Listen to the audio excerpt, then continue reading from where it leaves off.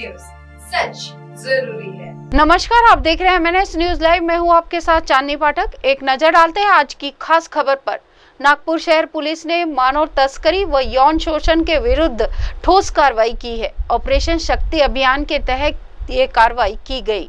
Nagpur police आयुक्त doctor Ravindra Singhal के नेतृत्व में महिलाओं एवं बच्चों के यौन शोषण, मानव तस्करी के विरुद्ध ऑपरेशन शक्ति अभियान चलाया गया। इसका मुख्य उद्देश्य शहर में मानव तस्करी के नेटवर्क को ध्वस्त करना और पीड़ितों की सुरक्षा करना है। अक्टूबर 2024 में नागपुर पुलिस आयुक्तालय द्वारा DAG का गठन किया गया। यह समिति भारत में पहली बार जिला स्तर पर बहुविभागीय प्रारूप में गठित की गई और इसका उद्देश्य मानव तस्करी के विरुद्ध सभी प्रासंगिक तंत्रों का समन्वय करना है। नागपुर शहर पुलिस द्वारा किए गए एक अध्ययन से पता चला कि मानव तस्करी का स्वरूप अब बदल गया है और पीड़ितों का आवासीय फ्लैटों, लॉज, मसाज पार्लरों और परिवहन मार्गों का उपयोग करके शोषण किया जा रहा है।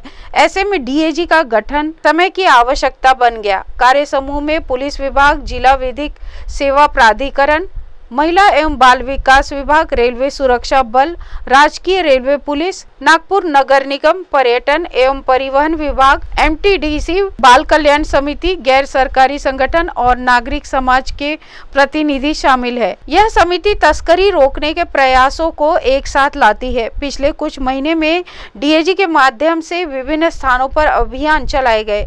तस्करी के अपराधों के तहत 24 मामलों में मामले दर्ज किए गए हैं। 8 नाबालिग लड़कियों सहित 42 महिलाओं को बचाया गया और 44 अपराधियों को गिरफ्तार किया गया। यह अभियान संभावित हॉटस्पॉट की मैपिंग, संदिग्ध ग्राहकों की प्रोफाइलिंग, खुफिया जानकारी और डिजिटल तकनीक की मदद से संभव हुआ। DAG की आज तीसरी आधिकारिक बैठक में महत्वपूर्ण निर्णय लिए गए।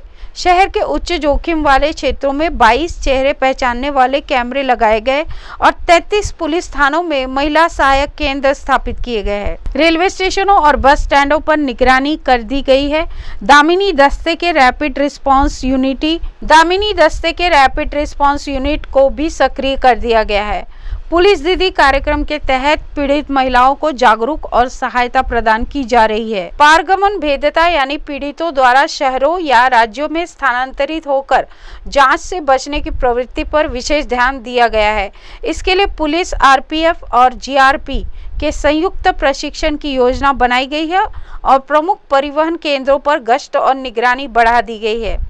इस बैठक में 2 अत्यंत महत्वपूर्ण और अपनी तरह के पहली मानक संचालक प्रक्रिया का शुभारंभ किया गया। पहली SOP डिजिटल अपराध स्थल प्रबंधन के लिए जो डिजिटल साक्ष्यों के संग्रह और उन्हें कानूनी तरीके से प्रस्तुत करने के लिए मार्गदर्शन प्रदान करेगी। दूसरी SOP निजी और व्यावसायिक संपत्तियों में वेश्यावृत्ति की रोकथाम और प्रतिक्रिया के लिए जो लॉज, होटल और संपत्ति प्रबंधकों को कानून के अनुसार उनकी जिम्मेदारियां तय करके मार्गदर्शन प्रदान करती है।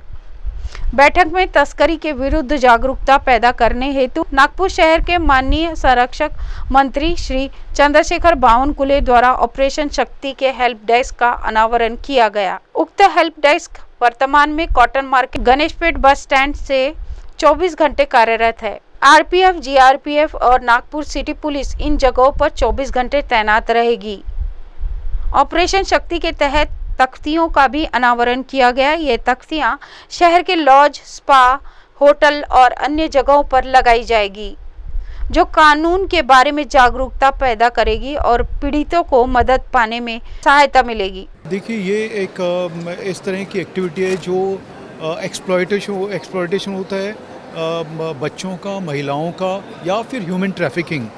तो इसके लिए हमारे साथ में एक DAG ग्रुप हमने बनाया है जिसमें कि सभी डिपार्टमेंट्स इन्वॉल्व हैं और उसके अलावा NGOs हैं इसके अंदर और सिविल सोसाइटी के मेंबर्स हैं। और इन सब की मदद से हम लोग इस तरह की जो एक्टिविटीज़ हो सकते हैं जिसमें ट्रैफिकिंग होता है, जैसे अभी रिसेंटली हमने 5 माइनर बच्चियों को रेस्क्यू किया है और उसके बाद में 3 और माइनर बच्चियों को रेस्क्यू किया है, या फिर यंग बच्चे, अंडर एज बच्चे रहते हैं 18 साल से कम के, उनके ऊपर जो एट्रॉसिटीज़ होती हैं या उनको ट्रैफिक किया जाता है किसी भी पर्पज़ के लिए, तो उस चीज़ को रोकने के लिए, उसको अवेयरनेस के लिए और उसको ऊपर एक्शन लेने के लिए ये इस ऑपरेशन शक्ति में हम लोग करने वाले हैं। We all are parents also in our own right. सोचो आपका 6 साल का 7 साल का बच्चा, अगर उसको आप खाना नहीं दो, आप कपड़ा नहीं दो, आप घर नहीं दो, उस बच्चे का क्या हाल होगा? Same happens in the slum areas where the children are not there to take care of, the children are not taken care of, or because of the necessity arising out of poverty or otherwise they have absentee parents. If both the parents are going out to work for say 10 hours a day and the child is left without any guidance or without an elder protection, what is going to happen to that child? So the first category जो सबसे ज़्यादा vulnerable है इन सब crimes के लिए, जो victims हो सकते हैं, वो are the children who are in care, who are in need of care and protection. आप देख रहे हैं एमएनएस न्यूज, सच जरूरी।